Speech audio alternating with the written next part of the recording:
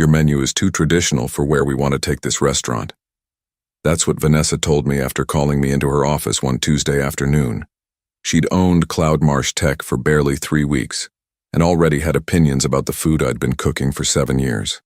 I'm Luca Moretti, 43 years old, executive chef at what used to be Briarloft Bistro in Providence, Rhode Island. I'd built this place from a quiet neighborhood spot into one of the most respected restaurants on the East Coast. Not with flashy techniques or molecular gastronomy, with food that reminded people of something real. We need a fresh culinary identity, she continued, barely looking up from her laptop. Something more Instagram-worthy, more fusion, more excitement. I didn't argue, just nodded once and asked when my last day would be. She seemed surprised by that, by how easily I accepted it, like she expected me to beg or negotiate, but I don't beg for people to understand what they can't see. 7 years I'd poured my soul into those dishes. 7 years of adjusting recipes my grandmother taught me in Naples when I was barely tall enough to see over the counter. 7 years of building a menu that made people close their eyes when they took the first bite. Vanessa smiled, relieved. 2 weeks should be sufficient for transition. You'll need to provide detailed recipes for all signature dishes, of course. I nodded again, though we both knew I'd never written down a single recipe. Not the real ones, not the way I actually made them. That evening during service, I watched my kitchen staff move like a well-rehearsed orchestra. Jason working the grill with the timing of a metronome. Ellie plating with the precision of a surgeon. They didn't know yet. None of them knew that the heart was about to be cut out of this place. After closing, I sat alone at the bar with a glass of bourbon. The dining room was dark except for the small light above me. I ran my fingers over the worn bar top where I'd served thousands of customers who'd become friends. The next morning, Thomas, my sous chef for 5 years, caught me storing my personal knives in their roll. "Chef, what's going on?" I told him about the meeting. His face changed, anger flashing behind his eyes. "This is bullshit. The restaurant's doing better than ever. It's her place now," I said, continuing to pack. "But those are your recipes, your dishes. People come here for your food." I just shrugged. Not anymore. As I walked to my car that evening, I glanced back at the restaurant's glowing sign. Something twisted in my stomach. Not sadness exactly. Something sharper. Something that told me this wasn't over. Not by a long shot. My grandfather opened the first Moretti's in Naples when he was 22. I grew up watching him make magic with nothing more than flour, eggs, and whatever vegetables looked good at the market. Food wasn't fancy in our family. It was honest. It was memory. It was the thing that made people pause their lives for a moment and remember what mattered. I didn't come to Providence planning to be a chef. I was studying architecture at Rhode Island School of Design, working nights washing dishes to pay tuition. Then, one evening, the line cook called in sick. The owner was desperate. I stepped in. Something clicked that night. The rhythm of the kitchen felt more right than any drafting table ever had. 6 months later, I dropped out. My father didn't speak to me for a year. I worked my way up through 4 different kitchens before landing at Briarloft when it was just a struggling bistro, with outdated decor and a menu no one remembered. The owner, Harold, was ready to close the doors when he decided to give me full control of the kitchen. "Make food that matters to you," he said.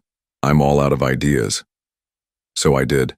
I built a menu around the dishes my grandmother made. The braised lamb that simmered for 6 hours with rosemary and juniper. The seafood stew with saffron that my grandfather learned from his mother.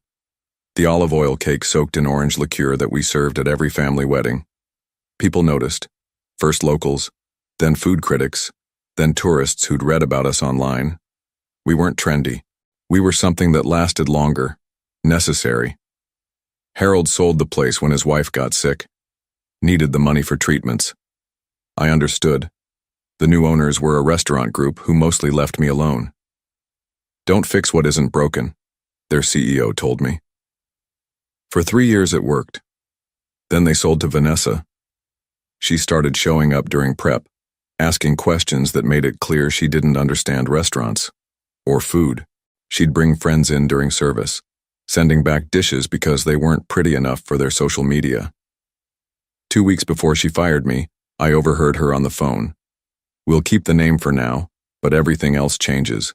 New concept, new chef, new energy." I should have prepared then. Should have seen it coming. But some part of me couldn't believe anyone would dismantle something that worked so well. Something people loved. The night before my last day, I made all our signature dishes one final time, tasting each one, committing the exact flavors to memory. Not that I needed to. These dishes were in my blood. My last night at Briarloft was quiet. I didn't make a speech, didn't want to party. Just cooked service like any other night, though my hands felt heavier with each dish I sent out. After closing, I left my keys on Vanessa's desk along with a list of recipes. The official ones we kept for health inspections and line cooks. Not my recipes. Not really. I drove home to my small apartment and opened a bottle of Barolo I'd been saving. Sat on my balcony looking at the city lights and felt nothing. No anger, no sadness. Just a hollow space where 7 years of work used to live. The next morning, my phone buzzed with texts from the kitchen staff. Vanessa had brought in a new executive chef, some guy named Kevin who'd worked at a trendy spot in Boston. He was already changing things, they said, rearranging the kitchen, talking about elevating the menu. I didn't respond, just turned off my phone and took a walk downtown. 3 days passed before Thomas showed up at my door, still wearing his kitchen whites, eyes wild. "It's a disaster," he said, pushing past me into my apartment. "Kevin can't replicate anything. He's trying, but the dishes are coming out wrong." "They have the recipes," I said. Thomas gave me a look. "They have what you wrote down, not what you actually did." I shrugged and poured him a glass of water. New chef, new restaurant, that's how it works. "The regulars are noticing. Mrs. Carpenter sent back the lamb twice last night, said it wasn't right." Mrs. Carpenter had been coming every Thursday for 5 years. Always ordered the lamb. Always told me it reminded her of the year she spent in southern Italy before her husband died. "They're doing a big relaunch next week," Thomas continued. "Food critics, influencers, the whole show. Vanessa's calling it Briarloft Evolved." Something shifted in my chest. Not satisfaction exactly, but recognition, the beginning of an answer to a question I hadn't fully formed yet. "You looking for work?" I asked. Thomas blinked. "What?" "My grandfather's old place downtown. The building's empty. Been sitting there since he died. I still own it. You thinking about opening your own spot?" I hadn't been, not consciously. But saying it out loud made something clear. I'd given 7 years to someone else's dream. Maybe it was time to build my own. "Maybe," I said. "You interested?" Thomas didn't hesitate. "Hell yes. And I bet Ellie and Jason would come too." That night, I couldn't sleep. I pulled out my grandfather's old notebook, the one with half-written recipe ideas and notes about customers. His handwriting was shaky in later years, but his thinking was always clear. On the inside cover, he'd written, "The food remembers even when people forget." I ran my finger over those words and felt something stir. Not anger at Vanessa or even a desire for revenge, something cleaner. The simple need to make food that mattered again. Food that was mine. The week after I left, food bloggers started posting about changes at Briarloft. Pictures of deconstructed versions of my dishes. Foam where there should have been sauce. Tiny portions arranged like abstract art. Comments sections filled with confused regulars. What happened to the real menu? This isn't what made this place special. I was painting my grandfather's old restaurant space when Vanessa called. First time I'd heard from her since I'd left. "Luca," she said, voice honey-sweet. "How are you?" "Fine. We're having some transition challenges. I was hoping you might be available for consultation, just to help smooth things over." I set down my paint roller. "What kind of challenges?" She paused. "Some of the signature dishes aren't coming out quite right. Kevin is talented, but customers are noticing differences." "You have the recipes," I said, repeating what I'd told Thomas. Yes, but there seemed to be nuances missing. I almost laughed. Nuances. Like how I adjusted the lamb seasoning based on the time of year. How the seafood stew needed more acid when using Gulf shrimp instead of local catch. How the olive oil cake required a different bake time on humid days. I could compensate you well, she continued, and credit you as a consulting chef. I'm busy, I said. Look, Luca, her voice hardened. The relaunch is in 3 days. We have critics and investors coming. I need those dishes to be right. Then you shouldn't have fired the person who created them. She was silent for a moment. I'll double your last salary, just for 2 weeks of consultation. No, triple it. It's not about money, Vanessa. Then what is it about? Some wounded pride? I made a business decision. And now I'm making one. Good luck with your relaunch. I hung up and went back to painting. An hour later, Thomas called to tell me Vanessa was in the kitchen, watching the cooks prepare my dishes, making notes, and asking detailed questions about every step. 2 days before the relaunch, I was at the farmer's market when Harold, the original owner, found me examining tomatoes. Heard what happened, he said, stepping beside me. Also heard you're opening your own place. News traveled fast in the restaurant world. Thinking about it. Vanessa called me yesterday, asked if I had any notes or records about your cooking from when you started. Sounded desperate. I raised an eyebrow.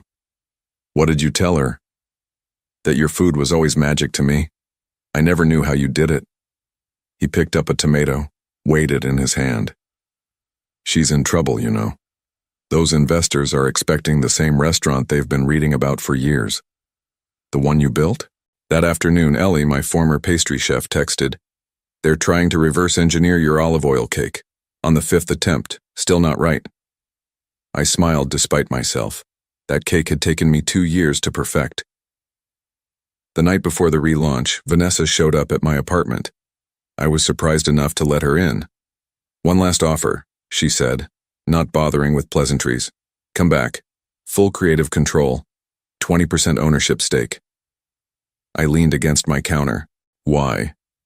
Because the practice run tonight was a disaster. Because our reservations for the next month are built on your reputation. Because I made a miscalculation. For a moment I considered it. 20% was significant. But then I thought about my grandfather's empty restaurant, about cooking on my own terms. "I appreciate the offer," I said. "But I've started something new." Her face hardened. "If you're opening a competing restaurant, you should know your contract had a non-compete clause. You can't open within 5 miles of Briarloft for 2 years. I hadn't remembered that, hadn't thought to check. "Good to know," I said, opening my door. "Good luck tomorrow." After she left, I called my cousin Anthony, who practiced business law. The non-compete was real and potentially enforceable. My new spot was only 2 miles from Briarloft. I'd hit a wall I hadn't seen coming. That night I couldn't sleep. I reviewed my options, delay opening, move locations, fight the non-compete in court. None felt right. At 3 a.m., I drove to my grandfather's building and sat in the half-renovated space, thinking. The next morning, relaunch day at Briarloft, I met with Anthony at his office. He reviewed the contract again, brow furrowed. "There might be a loophole," he said finally. "The non-compete specifies you can't open a similar restaurant concept with competing cuisine within 5 miles. And? Define similar concept. Your grandfather's place was a traditional Italian restaurant, right? Not new American like Briarloft." I considered this. My menu at Briarloft had Italian influences but wasn't strictly traditional. I'd been planning something similar for the new place. My dishes, my style, but not bound by tradition. "What if I went old school?" I said slowly. "Completely traditional. My grandfather's exact recipes. Red checkered tablecloths. Chianti bottles with candles." Anthony nodded. "Different enough concept that we could argue it doesn't compete directly. Risky, but possible." I thanked him and left, mind racing. I'd been so focused on recreating what I'd built at Briarloft that I hadn't considered going back to my roots, to the food that had started everything. On my way home, I got a text from Jason, who was still working at Briarloft. Critics are here. Food's not right. Kevin's panicking. I didn't respond. Wasn't my problem anymore. That evening, Thomas, Ellie, and Jason came over after their shift, faces grim. It was a bloodbath, Thomas said, accepting the beer I offered. None of the signature dishes worked. The lamb was tough, the stew was bland, and the cake was dense as a brick. Vanessa kept making excuses, Ellie added, blaming ingredient suppliers, kitchen equipment, everything but the obvious. Which is, I asked. That they don't have you, Jason said simply. We talked into the night about what had happened, how Kevin had tried to follow my written recipes but missed all the unwritten steps, how the critics had been visibly disappointed, how Vanessa had disappeared into her office halfway through service. There's more, Thomas said, lowering his voice though we were alone in my apartment. I overheard Vanessa on the phone with someone, an investor, I think. Turns out she leveraged everything to buy Briarloft. Expected to flip it for a quick profit. Based on its reputation, I said. He nodded. Which was built on your food. She's in trouble, Ellie said. Without good reviews from this relaunch, she might lose backing. I should have felt satisfaction. Instead, I felt a strange sense of clarity. This had never been about my cooking. It had been about money, about using what I'd built to turn a profit. I'm opening my grandfather's place, I said, going back to traditional Italian, his recipes, his way. What about the non-compete? Thomas asked. I explained Anthony's thinking. Different concept, different target. And honestly, if she wants to fight me on it, let her try. Her restaurant's about to have bigger problems. The next morning, the first reviews appeared online.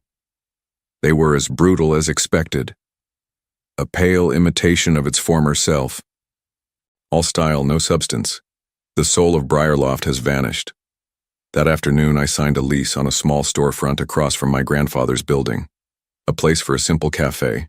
A place where I could cook while renovations continued on the main restaurant. I named it Moretti's Table. No concept, no gimmicks, just food that mattered. On a hunch, I drove past Briarloft that night. The parking lot was half empty. A paper sign on the door announced, "Limited menu tonight." The unraveling had begun. 3 weeks later, Moretti's Table was ready to open. Nothing fancy, just 12 tables, white walls, and my grandfather's old copper pots hanging in the kitchen. I'd handwritten the menu, 5 appetizers, 5 entrees, 3 desserts. All his recipes, unchanged since he'd perfected them decades ago. I'd been careful about permits, licenses, everything legal. Anthony had reviewed all the paperwork to ensure we were protected if Vanessa decided to make trouble. But so far, she'd been silent. According to Thomas, who'd quit Briarloft along with Ellie and Jason, she was too busy trying to save her investment to worry about me. The night before opening, my father called. We hadn't spoken much since I'd left architecture school 15 years ago. Your mother told me about the new place, he said. His voice sounded older than I remembered. Opening tomorrow. Using Nono's recipes? Everyone, I said. Just like he made them. A long pause. He'd be proud. More than he would have been of another architect in the family. Something tightened in my chest. You should come sometime. Maybe I will, he said. Then, I kept his old recipe book. The real one, with all his notes. Your mother thought you might want it. I hadn't known it existed. I would. Very much. 2 days after we opened, with no advertising beyond an Instagram post by Ellie, we had a line out the door. Word had spread among Briarloft regulars that I was cooking again. We served 40 covers that night with just the 4 of us working. Me and Thomas in the kitchen, Ellie and Jason handling the front. Every dish went out exactly as my grandfather would have made it. Simple, perfect, honest. A week later, Mrs. Carpenter, the Thursday lamb regular from Briarloft, found us. She hugged me with tears in her eyes. I've been looking everywhere for you, she said. Nothing's been right since you left. That night, I added my grandfather's lamb to the menu just for her. 2 weeks in, we were booked solid every night. I'd hired 2 more kitchen staff and another server. My father had sent the recipe book, a tattered leather journal filled with my grandfather's secrets. Things I'd never known about his cooking, about where he'd learned, about what each dish meant to him. It felt like he was there in the kitchen with me. On our 1-month anniversary, I arrived early to find a manila envelope taped to the door. Inside was a formal letter from Vanessa's lawyer alleging violation of the non-compete agreement and threatening legal action. I handed it to Anthony over coffee that afternoon. "Right on schedule," he said, scanning the document. I was wondering when this would come. "Can they shut us down?" He set down the letter. "They can try, but I've been building our case since we talked.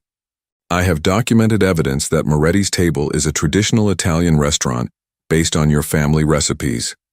Completely different from the new American cuisine at Briarloft. Different target audience, different price point, different concept."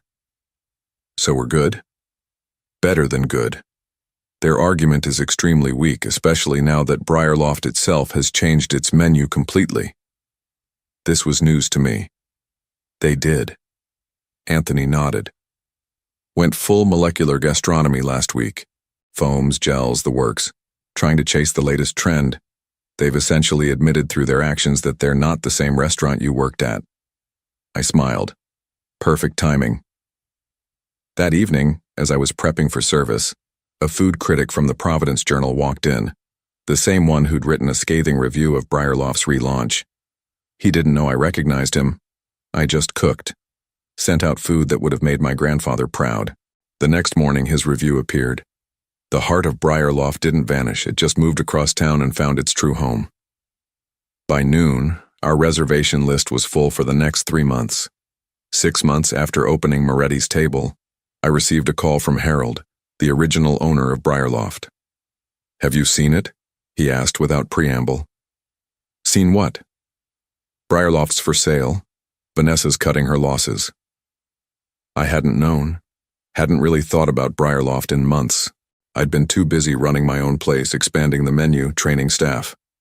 "Asking price is half what she paid," Harold continued. "She's desperate for a quick sale." "Not my problem," I said, though something stirred in me. Not quite satisfaction, but a sense of things coming full circle. That afternoon, Anthony called. "Vanessa's dropping the lawsuit. Seems she has bigger problems." "Like selling a failing restaurant." "Exactly. Want to know the best part? Her investors are suing her for misrepresentation, claiming she sold them on the reputation of a restaurant that no longer exists." I thought about that as I prepped for dinner service, about the shortcuts Vanessa had tried to take, about how she'd seen only the surface of what made Briarloft special, never understanding the foundation it was built on. 3 days later, a Blacktown car pulled up outside Moretti's during lunch service. Vanessa stepped out, straightened her jacket, and walked inside. The dining room fell silent as regulars recognized her. I watched from the kitchen pass as she scanned the packed restaurant, taking in the simple decor, the happy diners, the staff moving with practiced precision. Then she saw me. Our eyes met across the room. I expected anger, resentment. Instead, I saw something like resignation, maybe even respect. She gave a small nod, turned, and walked out. I never saw her again. The following week, Briarloft closed its doors permanently. The building remained empty for months, a quiet monument to ambition without understanding. I didn't celebrate, didn't need to. The food had spoken for itself. 1 year after opening Moretti's Table, we expanded into my grandfather's original building next door. The renovation was complete, his old copper pots still hanging in the new, larger kitchen. We kept the cafe as a lunch spot and opened the main restaurant for dinner service. On opening night, I stood in the kitchen doorway watching the dining room fill. Families, couples, regulars who'd followed me from Briarloft, new faces drawn by word of mouth. Thomas nudged my shoulder. "You going to stand there all night, or are we cooking?" I smiled and returned to the line. Halfway through service, Ellie appeared in the kitchen. "There's someone here to see you." In the dining room, at a corner table, sat my father. He stood when he saw me, extending his hand formally. I ignored it and hugged him instead. "The place looks good," he said, glancing around, "just like Nono had it." "With a few updates," I admitted, "but the heart's the same." We talked through his meal, the first real conversation we'd had in years, about my grandfather, about food, about what it meant to build something that lasted. As he was leaving, he pressed something into my hand, a key. "To the vineyard in Campania," he explained. "Nono left it to me, but it should be yours. Maybe someday you'll make wine as good as your food." That night, after everyone had gone, I sat alone at the bar with a glass of my grandfather's favorite Amaro. The dining room was dark except for the small light above me. On the wall hung a framed copy of that Providence Journal review. The heart of Briarloft didn't vanish. It just moved across town and found its true home. I'd never set out to destroy what Vanessa built. I'd only wanted to create something authentic. Something true. In the end, that had been enough. Sometimes the best revenge isn't revenge at all. It's simply doing what you were meant to do. And doing it well. I raised my glass to my grandfather's memory and to the empty chairs that would fill again tomorrow. This place wasn't just a restaurant. It was home.